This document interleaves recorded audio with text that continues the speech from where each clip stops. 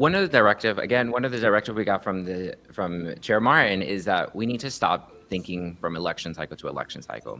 And, the one thing that we opened up is the Office of Strategy and Innovation. And this is a office that is meant to not just give us a post-election analysis, but to give us what the future looks like, to give us that 10-year plan.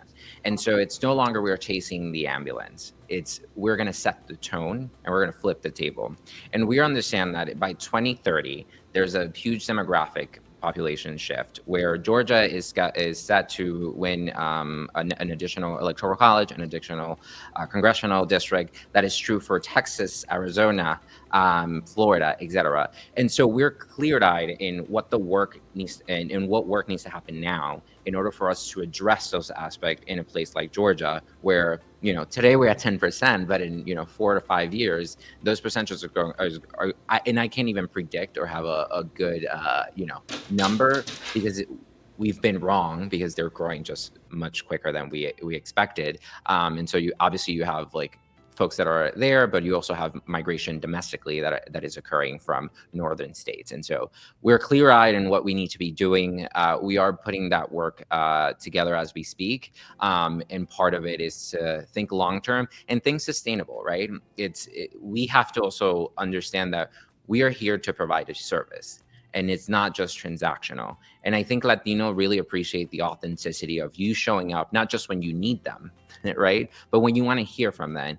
And so my part and my job is to ensure that that is occurring. And so that's why I've been very critical to reach out, not just to national group, which is, part of the job, but also to touch some grass and talk to organizations that are on the ground, that are doing the work, because that is the insights that makes my job better. It makes me a better advocate. And as a party, I think it makes us more conducive to adhere what the sentiments are. I always say by the time you look at a poll, right, you're too late.